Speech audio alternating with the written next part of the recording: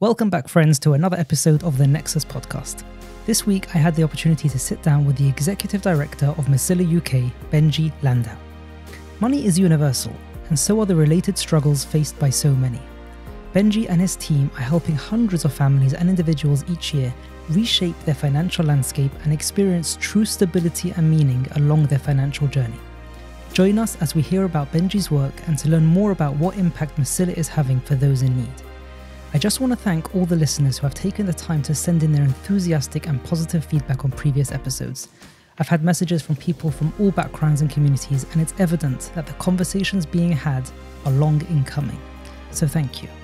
A huge thank you to our corporate sponsors, Dovi Feldman of Feldview and Alex Haffner at Fusion Funding, who you'll be hearing more about during this episode.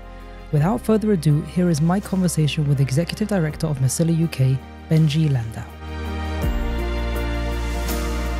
Firstly, Benji, I want to publicly go on air and thank you. When I reached out to you asking if you'll join me on the show, you answered me with two words: yes and when. To that, I'm extremely grateful. Firstly, for the encouragement that it gives me. And secondly, or more importantly, I think it shows how passionate you are about helping others. And I thank you for that on behalf of everyone who's going to benefit from this episode. Thank you. For those that don't know Benji Landau, give us some background as to where you grew up, where you learnt, and how you got into the field of finance, especially as it relates to helping those across the community. Thank you. It's really great to be here. So I've got a little bit of a mix of backgrounds. So I grew up in Hendon. I went to yeshiva, like so many people do. I came back. I got a degree in business. So already starting to kind of get involved in that area a little bit, understanding how money works. But then actually going back to learn after I got getting married and got smicha. And I came back and I was involved in Tzorchei Tzibur for the past 15 years. Now, initially that was in a couple of shuls in the London area, but back in about 2014, I wanted to get involved in the more broader communal sphere. I got involved with a small charity in Stamford Hill, and then I discovered Mesila. I can't say that professionally, I'm not a trained accountant or anything like that. I'm not a bookkeeper, but I think the first appreciation I had for the prevalence of financial challenges within the Kehillah was when back in 2015, I was asked by a local primary school if I would help in terms of the fees side of things, the parent contributions. There were a lot of people who had kind of fallen behind. So it was about getting them back on track, meeting with parents, having an open dialogue. But in the course of doing that, I was able to kind of have a glance and quite a broad understanding of the prevalence of the issues that we're dealing with, and just also a surprise at how many different types of people were going through various different financial challenges. I think that was the first time I'd seen that financial challenges are not reserved for any particular niche or any particular sector within the community. They are universal. So let's just lay some groundwork for the audience. What is Mesila UK? What are some of the typical struggles the families that are reaching out to you are facing? In terms of the challenges they're facing, I would break it down broadly speaking like this. I would definitely cap it at 10%. There's no major issues. They're just not saving anything for later on in life. They can get through the month. They're okay. But very conscious that a few years, 5 years, 10 years, whatever it might be, they're going to be marrying off children and they don't have the capacity to do that. Or maybe they might be able to get through that stage, but if they retire at 60, 70, whatever it might be, how are they going to deal with retirement? 20% of our clientele are people who are in very, very low income jobs. And therefore, month on month, there's a major shortfall that needs to be dealt with. Another 10% of our clientele, they are experiencing issues of significant debt. Quite frequently, that's not something that we can necessarily help with. And there are professionals within the community that can help with that, organizations and private individuals. But I would say the overwhelming majority of the clients that are coming to Mesila UK, they are earning. He's working, maybe she's also working, bringing an income, but they're just never quite on top of things. Maybe there's more going out than there is coming in. There's an overwhelming lack of clarity. Never quite sure what's supposed to be in our bank account. We're not well equipped to deal with unexpected or irregular expenses. Gosh, just when we thought we were kind of just treading water, it was okay, and then that out of nowhere. And it can just very quickly spiral. So again, we're not talking about people who can't afford these things. It's just the stress of all of it coming together can kind of throw them off kilter. So those, I would say, are the main issues that people are dealing with. Can you give us an illustration of a family coming to Mesila UK facing financial crisis? They suddenly realize we need some external intervention to help us look at our situation and make heads and tails out of it. What does their journey with Mesila look like? We get people for all ages and stages, different backgrounds in different areas in the UK, different earning, different family sizes. There's no such thing as a typical client. But having said that, I think it is fair to say that a large proportion of our clientele are aged somewhere between 30 and 45, married couples, not to the exclusion again of divorcees, widows and widowers. They will have children possibly, and they're earning. And I think this is the thing that still, it doesn't fail to surprise me, is that earning, and even earning a decent salary, it doesn't necessarily protect us from experiencing these challenges. So we've had people of all types of professions, in the legal profession, medical profession, accountants, business professionals, you name it, it's likely we've had it. The prevalence of the issues means that the factors involved will hit so many different types of people. It should be encouraging because this isn't limited to any particular sector within the community. Like I said, so many different people who are earning well, where married couples, both of them are working, they're both bringing in income, decent income, good livelihood, and yet are subject to the same challenges that other people are facing. We had a client in Northwest London, young couple, both professionals, highly educated, very put together, well in excess of £60,000. The communication about money in just a couple of years of marriage, the coach observed, had been quite difficult. There was a lot of disagreement and a lot of frustration about the disagreement. And what they managed to do was to completely turn around a situation where when they came to us, they were something like, I think it was £600 a month in the red. That had led in a couple of years to thousands of pounds of debt. And by the time they left us, they had got to a situation where they had enhanced their income, because it's a major part of what we do. It's not just about the awareness of your finances, and it's not just about the budgeting side of it, but how can we make improvements? How can we enhance your situation? And typically we'll do that through income enhancement. Much more powerful, much more empowering if we can get a client to earn more money rather than telling them spend less. No one wants to be told spend less. None of us want to change our standard of living, which is fair enough. So we took this couple and we reversed it from a situation where they came to us, they were £500-600 in the red each month. And by the time they left us, they were £1,000 surplus a month. So this is just one example of dozens and dozens that we get, hundreds a year that we get, where we're able to make changes to a couple where they probably thought, oh my gosh, what are we going to be able to do over here? Through our intervention, having a third party in the room, kind of objective, who's not emotionally invested in this situation, who can hear everyone out, validate where they are, validate their feelings, but also get the job done. That's just one example of how we can take a client on this journey to financial enhancement. I think it's so nice that you call the people that benefit from Mesila clients. Ultimately, they are clients. They're not beneficiaries, or they are clients. You do charge for the service, don't you? We do charge for the service. Again, we're not dealing with necessarily people who are dealing with crisis management or intense cases of poverty. Of course, we will be flexible with payment and we'll waive the fee in situations where there is a clear case of immense poverty. But by and large, we're dealing with middle, sometimes high earners, and it's people who possibly can extend themselves to pay for the fees that we charge. So another one of our coaches reported on a case where they were a little bit older than the first couple, but still relatively young, quite a few children, been married for some time, both working hard and bringing in decent income. And yet, immense frustration, immense disagreements going on between them, little bit of finger pointing. And I think it was that caused them to say, look, we need to pick up the phone. When they came to us, they were £1,600 a month in the red. And you can imagine what that does to, psychologically, that wears you down. Despite earning over £100,000 a year, believe it or not, they were £1,600 a month in the red. By the time they left us, they'd managed to turn things around and they were £500 a month surplus. This is what our coaches do. They find a way to connect with the clients, both of them, not listening to one more than the other or favoring one more than the other, taking both of them, validating both of them, and like I said, getting through this process to where are they now, where would they like to be, and how are they going to get there. In this particular situation, she was able to find a job that was paying 3 times as much as her original job. But when you're going through it, you don't even think about that. You don't even think that maybe I should ask for a raise. Even that, people don't sometimes think to do that, or they don't know how to do it maybe. I had a whole set of questions on employment-related money questions. Oh, really? I think it's a world in itself, isn't it? Which we'll have to perhaps one day got part 2. In Mesila put out a book about 10 years ago called Your Money and Your Life. One of the chapters there is about how to earn a raise every day. So it's not like you can suddenly decide, well, I'm struggling with money, so I'm going to ask for more money from my boss. There's a strategy. But the point being, when you're going through these immense challenges and you're going through the situation, you don't even, because maybe feelings of despair, maybe it's not going to help. What's the point? I'm not going to get it.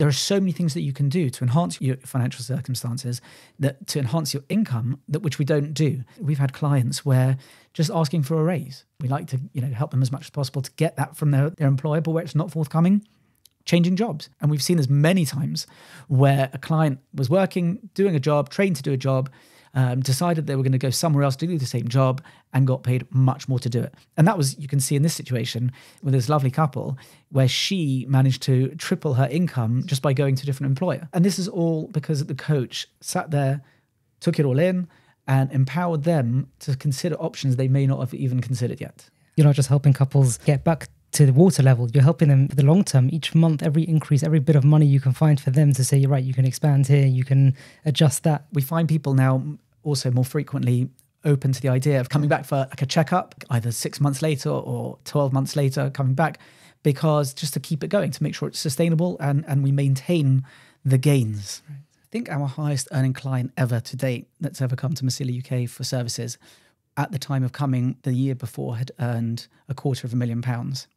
Yeah, so now I'm not suggesting we should shed a tear, but there was an issue. It wasn't like they were born into money. They'd done very well for themselves, but commensurate with their earning, they were spending.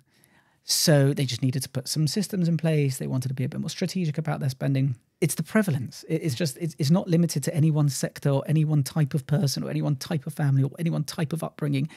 Everyone out there just seems to be, in their own way, experiencing some challenge or other. We're not here to tell people what to do with their money.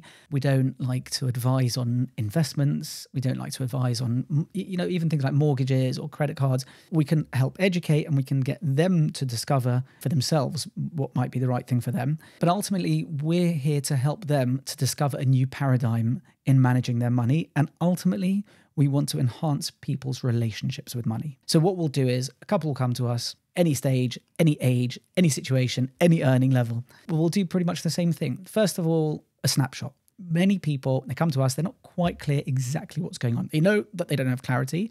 They might know there's a shortfall, but they quite possibly won't know what the shortfall is. And even that can be quite off-putting to not know exactly the extent of the issue. So the first thing we'll do is a snapshot, comprehensive workbooks, and the coach will help the client to complete the workbooks. And what we do is we build everything into that. Any type of expenditure you can possibly imagine, there's a field for it and everything goes in. So babysitting, travel costs, dry cleaning, childcare, schools, food, clothes, anything, it's all in there. We build in annual expenditure as well. It's got to come from somewhere. So we divide that by 12 and build that into our average month snapshot.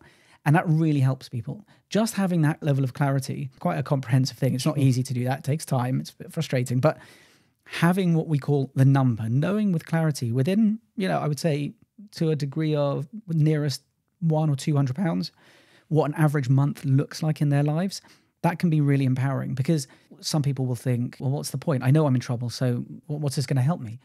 Well, you might have known you're in shortfall. Knowing that the extent of the shortfall is £346, that's your average monthly shortfall, that's empowering. That's something that you can shoot for. That there are, we can employ strategies to bring that shortfall down to zero. It helps contain the issue and we know what we're working with. Yeah. If you know what you're working with, you know what you need to do. You can't create a strategy, you can't create a plan unless you know what it is you're trying to achieve. So, and even if it's worse, people will say, well, £346, fine. What if it's 1,346? It doesn't matter what the shortfall is. As long as we know what it is, we've got something that we can aim towards.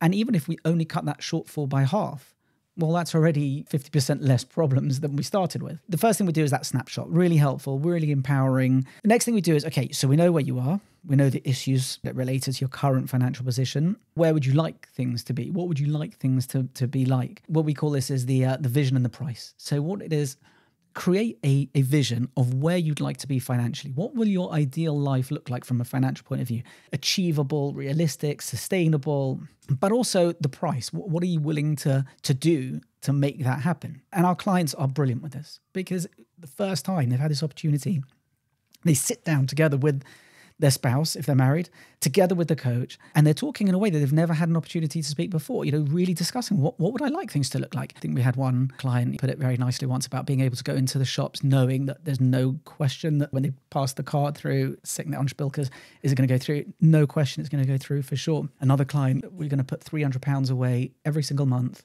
No questions. Whatever happens, whatever we do or don't spend that month, we are putting £300 away into some kind of a medium-term savings plan, and so on and so forth. And that means something to people. It must be so meaningful. I was just thinking, as you're saying that, because money is such a personal thing. So for each person to be able to put into context what's important to me, how can I make that a reality? And then their journey to making that actually happen, they're working towards something they want, not something which somebody's telling them they need to have. Yeah, and I think that's a key to what we're doing over here. Is for the first time, I would say that frequently, I wouldn't say always, I wouldn't say most of the time, frequently when clients come to us, this is possibly one of the most sophisticated and all-encompassing conversations they've had about money.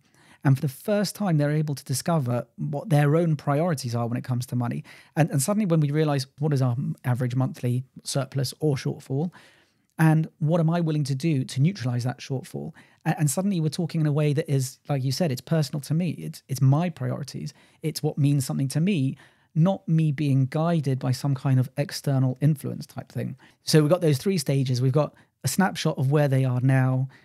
We know what issues are now. We know what their challenges are. So we also know what their vision is. Where do they want to be? What would they like to get to? What do their financial life, what do they want it to look like? And the final stage is a plan to get them from A to B, not only just as a short-term hit, but to sustain that position over a long-term period. That's incredible. What's the average sort of time span for a journey like that when somebody's coming on day one and then leaving the exit door, like with an entirely new financial experience? So we've got a way of doing things in the organization. Ideally, we'd like to be in and out within 2 to 3 months. But sometimes it takes a little bit longer depending on the client. There's a lot of work to do in between the meetings. That's the best way to get this process done comprehensively. So depending on how committed the client is to the process will determine how long it takes. But usually it's a meeting every week or 2 for a period of 2 to 3 months. Just a quick break to tell you about a property management company that does things a little differently. So many landlords across London are looking for the perfect partner to manage, maintain, and maximize the performance of their portfolio. And more landlords are now realizing that if they want a company that they can trust 110% with their investments, Dovi Feldman is their man. Whether it's pre-purchase advice, converting a property into an HMO, and of course, making sure you get your monthly rental payments and statements every single month on time, you need Feldview. Fully regulated and covering London and surrounding areas, work with a property management company that just gets it. Reach out to Dovi today, details in the show notes, and now, back to this week's episode. Are you comfortable sharing some of the common outgrowths experienced by those facing financial struggles? Like we said, money's personal. Like everyone's got their own dream of where they want to be with their money. It can be affecting them in different ways when they haven't got their access or the stability that they crave. What are you seeing on the ground? It will depend on what stage of their journey, at what stage of their journey they are reaching out to Mesila for interventions. I've got a coach who always says that doing newlyweds coaching, that's one of the services we offer, it's such an enjoyable experience for him because you're taking a couple who are right at the beginning of the journey and before any kind of habits have formed or ways of managing money have formed, to intervene at that point and introduce and build from the ground upwards healthy strategies, communication, all of that kind of thing. It can make such a difference to the couple. You take a couple who've been together for 30 years or something like that, and throughout that period they've been beset with various different types of financial challenges, it can really wear you down. So we're talking about anywhere from mental health issues, anxiety. It can start to rub at the fabric of shalom bayis in extreme situations, finger pointing, blaming, the frustration with years, or like I said, sometimes decades, can lead to a point where it starts to wear out the fabric of the marriage itself. And a lot of people do suffer from these issues, whether it's the mental health side of things, the shalom bayis things, feelings of despair. I'm never going to be able to deal with this. I'm never going to be able to get over this. It's just always going to be like this. When people coming in for assistance, there's so much of an emotional aspect to the issue aside for the financial issue. How much can Mesila sort of give themselves to say, right, we're going to spread ourselves to help you along with that as well as... Yeah, it's a great question because where we find ourselves in a situation where the coach is being asked to take on a role that they're not trained for, not by Mesila anyway. And certainly if it's extreme situations, we'll have to collaborate. And we do collaborate with many other communal organizations to be able to get through to finding solutions. There are times where even if it's not that kind of issue, like I said, this is the first time they've spoken about it with each other properly. Certainly the first time they've had an opportunity to bring a third party into the room and to have them kind of hearing them out. And whether it's been, 5 years of marriage, 10 years of marriage, whatever it might be, this is the first time they've got this problem off their shoulders, and they can spend much of the first meeting just discussing the frustrations and the journey that they've been on. And we do frequently have coaches kind of feeding back to us about clients where it's just been a really, really intense journey for them.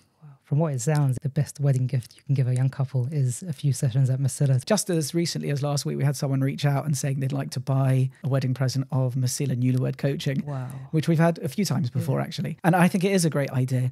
The earlier on people come, the more likely we are to be able to help them to navigate these issues successfully. Amazing. Do you think financial mismanagement is escalated due to social pressures? I need to have what my neighbors have. I'm living in a society where this is normal and you can't be different. Like, how much of that plays a role in what you're seeing? Or perhaps does it run deeper than that? I think it probably runs deeper than that. I know that there's a lot of people who like to say, well, we weren't all driving the nice cars and we weren't all going on fancy holidays. It might be true to a certain extent that it doesn't help and it exacerbates issues, but I think it's too narrow-minded to point at that as being the issue that's causing all the challenges in the community. We have to be real with the fact that the way we live is going to be determined to a certain extent by the circumstances in which we live. So 100 years ago, how many people had a car? You're not going to say nowadays, well, I'm not going to buy a car because 100 years ago they got by without cars, so I don't need a car. I don't think that's a sophisticated enough way to look at the situation as a whole. My financial decisions don't have to be dictated by external influences, by things going on around me. It would be great if we could develop the independence to make our own financial decisions. But I think, on the other hand, like I said, just to say, well, it's keeping up with the Joneses is the source of all the problems. It's not that. I think that there are other issues that are prevalent. Chief among them, miscommunication or non-communication. People just avoiding having the conversations. There's massive stigma in the community still about these things. Between friends or neighbours or whatever it might be, we don't talk about these issues with each other.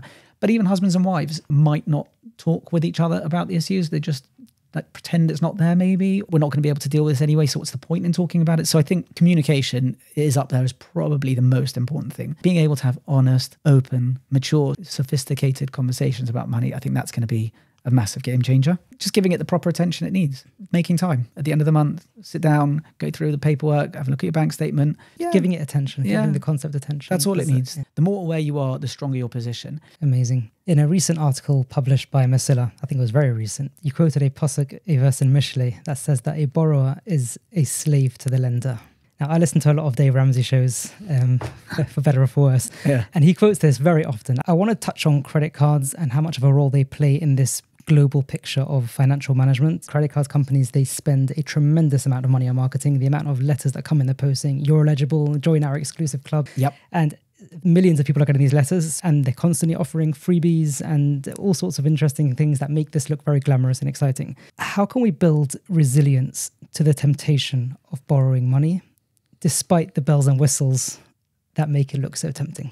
I think this is where the independent thinking comes in, and the maturity and the awareness. If you've got a couple, I'm always talking about couples because that's just, the overwhelming majority of our clients are couples, but we of course have singles, we have divorcees, widowers, but I'll just always refer to couples. Like I said, that's the overwhelming majority. A couple that never talk about money, that never discuss their financial position, they never discuss their financial frustrations, of course they're going to be more likely to see something like this and just go with it without really giving it consideration. It is difficult. We talk about why are things so much more challenging financially than they might have been previously. One of them is the ease of credit. So, it's so easy to get money that's not yours. I mean, it's so easy. Within seconds, minutes for sure, you can have access to thousands, maybe tens of thousands of pounds of line of credit. I think the resilience to the temptation comes from honesty, openness, maturity. So this is who I am. This is where my financial position is. These are my financial goals. Once I've got that, how is there room for anything else kind of thing? The more you've got that clarity in your position, the more open you are with your spouse about your position, then the less you're sidetracked and you can be kind of derailed by sudden offers for this, that, or the other. But I would definitely concede that a couple or an individual who doesn't have that kind of thought out process in terms of managing money, who's not aware of what's coming in, what's going out, who hasn't done any kind of how we're going to allocate our resources, probably much more likely and much more difficult, therefore, to resist the urge to like, oh, maybe I'll accept that offer. Boils back to what you were saying earlier about being intentional with it, just like giving it that focus, having a plan, and then everything else sort of has to align with that vision. I know that I'm making it sound like really easy. Yeah. I don't for a second say that that's easy. Right. It's not complicated, but it needs time. It does need that time. We've had bookkeepers and accounting technicians, for example, as clients before. So we're talking about people who know how to be strategic about money and know how to file money, categorize money. They know how to organize money, just someone else's. It's definitely true to say that if we can do this, if we can find a way to just find the time, anything is going to be better than nothing, is for sure going to put you in a really, really strong position. I often hear is that, money comes, money goes. You can't worry too much about it. Don't try to plan too much because, you're going to save up 500. Well, you mentioned this earlier. You save up 500 quid and then your gasket's going to go. Like, they've kind of accepted that they're not going to have money at the end of the month and Yom Tov's going to be a struggle. And when the car breaks down, I'm going to get stressed about it. They've bought into this narrative about themselves. I would understand the characteristic of money that makes people feel this way. People ask me, can Mesila help anyone? Is Mesila for anyone or everyone? And I'd say there's one exception, and that's someone who either doesn't really want it, like they just don't want it, or they just don't believe that they can make it work. And the reason is because the Mesila approach really needs the full buy-in and commitment of the client. Again, we're not here to solve the challenges for the client. We're empowering them. We're facilitators. We believe that people have the best solutions. They just need help to discover them themselves. I would say that people who are in this state are probably people who've been going through financial challenges for an extended period. If they really believe that there's nothing that can be done, this is just what it's like, it's possible that they've been going through this for some time, or it's possible that they grew up in a house where these kinds of challenges were prevalent for an extended period and they believe that this is just what money is like. It's quite important. I don't think we've touched on this yet, but it is worth noting how, again, when you have a couple and they come together, they come from completely different backgrounds. And so frequently we have clients who their upbringing when it comes to money, well, it comes to everything, but specifically for the purpose of our conversation, money, just completely different approaches. You can have a husband and wife in one of their houses growing up. Every penny was cheshboned and we didn't do anything that was luxurious, anything like that. Did the bare minimum and whatever it might be. And another house, we don't think about money. It's all no problem. Do what you want to do kind of thing. And that can have a massive impact on things. But I would say that the people who express these kind of sentiments of it is what it is, money comes, money goes, what's the point in getting involved? I would suggest possibly that we're dealing with people who they don't believe that there's anything that can be done because of their background. Really powerful. You really touched on the next question because I was going to ask you about the concept of financial therapy, which I only came across very recently, about how people sort of develop very unhealthy relationships towards their finance, perhaps from they were in a good space and they wanted to maintain the good space. Constant attention to their money sort of led them to become a bit obsessive about it and very protective over their money, or people who were going through a negative financial experience, and that sort of led them down that route. Can you share some practical advice on how to approach our finances responsibly without it impacting other areas of our life? There's also, believe it or not, there's really interesting phenomenon of people who might have initially been reluctant to reach out. And the reason being because I don't want to become obsessed with money. I don't want to become like overly concerned with money and, I'm going to look at every single thing. That's got to lead to like unhealthy behaviors as well. That's not got to be a desirable way of living. Constantly on spilkers about money, thinking about money and making decisions about money. And does it work? Does it not work? And looking at your list and opening your numbers. We understand the sentiments. We get that. We do get that a lot. I think what we'd say is though, if you're just kind of riding the wave type thing as much as you can and trying to just stay afloat and constantly just on this treadmill, this money treadmill, trying to keep your head above water, I think frequently what happens is we might not even be conscious of it, that we are constantly thinking about money. Whether consciously or subconsciously, we are thinking about money. It's on our minds. It's distracting us. It puts pressure on us because we don't really know what's going on. We don't really know how bad the issue is, how we're going to navigate the issue, what we're going to do about it. And it's just always there. So the amount of headspace that takes up is immense. And actually it gets to the point where if you sit down, let's have the conversation, let's deal with this strategically.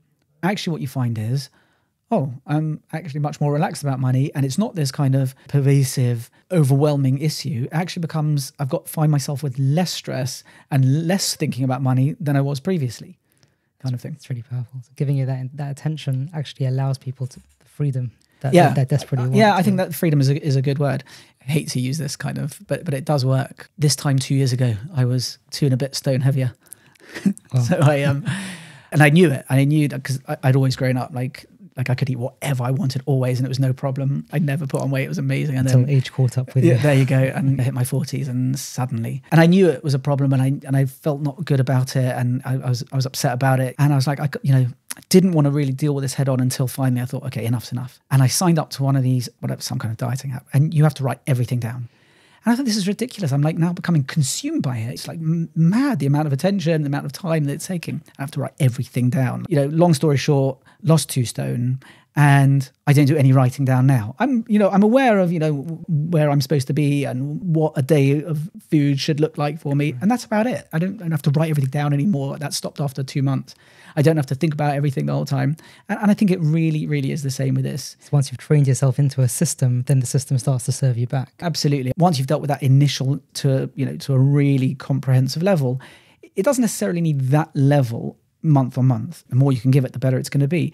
But for sure, it doesn't take from you the amount of headspace and energy that being in financial challenges takes from you. Earlier, you touched on the concept of the newlywed couples and the services that Mesila sort of designed specifically for them. How about a young adult gets their first job? Sometimes it's the first time in their life they've seen a bill, they've seen an invoice. Are we doing enough to educate our children on money management, or is there more that we can be doing in this area? No and yes. Right. No, we're not doing enough. Yes, there is a lot more we could be doing. It's amazing, actually, just how little there is in the community in terms of financial literacy, financial education. We're making huge strides in this area to educate the community in terms of financial management. It was just a few months ago. I was up in Manchester together with you and a few of your friends to do a workshop for one of the chaburas. It's amazing that people get to the stage in life where they've gone through the whole of high school, they've gone to yeshiva, they're back, they're working, earning well, and not really got a clue of how to manage their money, what to do with it, how much to siphon off, how to deal with approaching money management. So what we do is a range of things. There's always more that we could be doing. A couple of years ago, we developed an accredited qualification for schools. So it's equivalent to a GCSE. It's called the Mesila Level 2 Certificate in Financial Studies. So it's a 2-year course, like I said, equivalent to GCSE, and covers everything to do with money, banking products, budgeting, approach to managing money. So credit cards, loans, pensions, inflation, interest, everything that you can, all the things that I didn't learn when I was growing up and that most of us didn't learn when we were growing up. Being that this was, massively missing in all of our upbringing, for most of us anyway, a lot of people find themselves in their 30s, in their 40s, still not quite coming to grips with how credit cards work, how pensions work, how to save, and all those kinds of things. So we do workshops for all ages and stages, but there's loads more to be done. So kids grow up fast, expenses mount quickly. There are many families that are giving it their all. They really, really are. But for some, it's just never quite enough. What is your message to a family that is genuinely putting in the hours, careful how they spend, but still ending each month in the red? You might say that I'm biased, but I would say come to Mesila, because that's exactly what we're geared up to deal with. Now, there may be cases where there are interventions available that might not be able to help. But I don't think you can know that until you've really, really tried. And I think anything other than jumping in and giving it a try is possibly just finding excuses. The situation we find ourselves in at Mesila is because we don't deal with crisis management necessarily. Whatever the issues are that people are dealing with them, like I said, they've been dealing with them for like a week, a month, a year, a decade, more. So in the same way that they've gone that far, well, we can go another week without picking up the phone. Nothing's going to happen if I don't pick up the phone this week. I'll get through the week and it'll be okay. And then next week, you know what, I've got lots to do work this week. Next week, nothing's going to happen if I don't call them this week. I would say pick up the phone. Pick up the phone. We've just got a new website. Send a WhatsApp message on the website. Reach out to us. Have a conversation with one of our coaches. We've got coaches all over the place. So, it's quite possible that you'll know one. Have a conversation with them. Speak to people. Ask them about Mesila coaching, because we never make any guarantees to any client in any situation. But this is what we are here to do. Beautiful. It's just picking up the phone. The help is available and people should take advantage of it. Naftali Horowitz spoke at the H3 Summit in London a couple of months ago. He raised a point about people in the UK being naturally a bit more reserved than those perhaps across the pond. There's the person in Shawl next to you, across the street, can be going through a bit of a rough patch, but we just don't feel comfortable. We just feel it's unnatural for us to approach them, tap them on the shoulder and say, how are things going? Is there anything we can do to help? Is there more that we can be doing? On that personal level, if somebody knows somebody personally, how can they help them navigate and change the trajectory of their financial landscape? So I would probably answer that it requires two answers, I think, because if we're talking about people who we're dealing with maybe some level of poverty or crisis, that requires sensitivity. It requires possibly a knowledge of what options are available for people in that situation, so that you can then, like you said, go up to them and just speak to them and just have the conversation with them. For that huge number in the community that are possibly not dealing with crisis-related issues and they're not low earners, but still struggling, I still think there's more that we can do in terms of that. As a community, I think ultimately one of our long-term goals is to be a part of a movement to reduce the stigma. I'm talking about people who are working, making a living and struggling massively. The cost of living is immense. And the number of people are going through it, and we think everyone else is okay. They're not okay. People are not okay. There's so much. I think this is possibly one of the stories of our generation, is the number of people who can earn a decent living and still be struggling massively.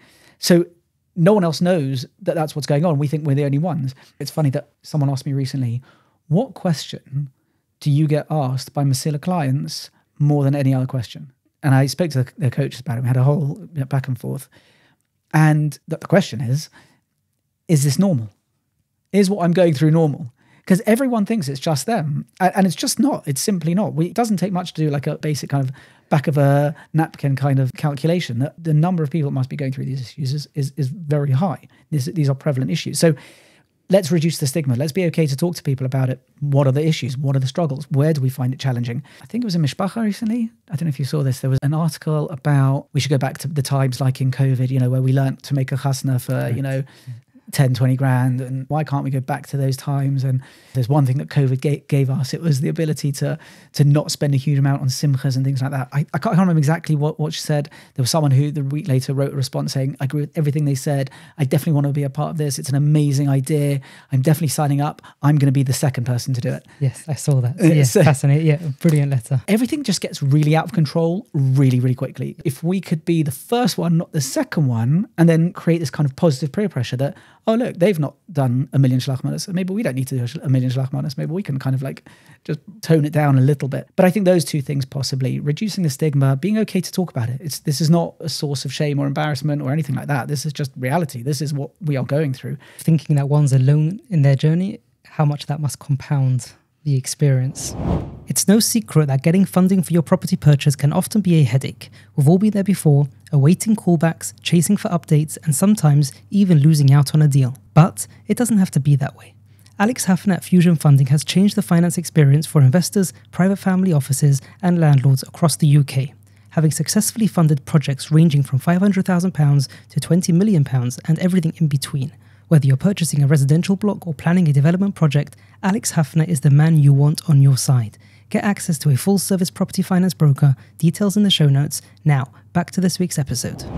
Benji, we're arguably coming into one of the most expensive seasons of the year. I know many people think Pesach is where it all goes down, but if you add up from pre-Rosh Hashanah through till Simchas Torah, I think Elul Tishrei really tops the charts.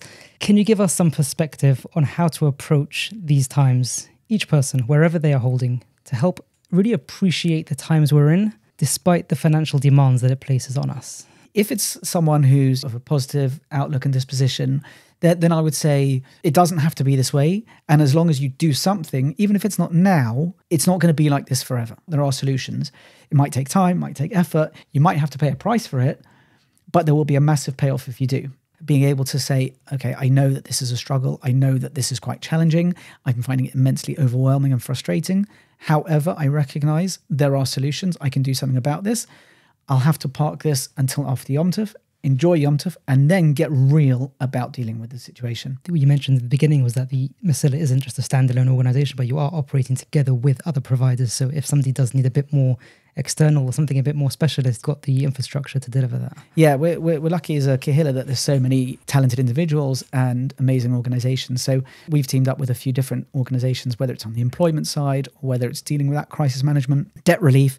That's all part of it for people whose issues or the challenges kind of stray a little bit outside of our remit. Just to close off, for those who want to reach out to you, either to get help or to support your work, where can they reach you? How can they find you? And where can they follow more about what Mesila are up to? We've just published our brand new website, mesilauk.org, mesilauk.org. There's a phone number there, email address. You can submit a contact us form. There's a WhatsApp chat button. You can reach out to us whichever way you're comfortable reaching out. But I think the most important thing I would say is reach out.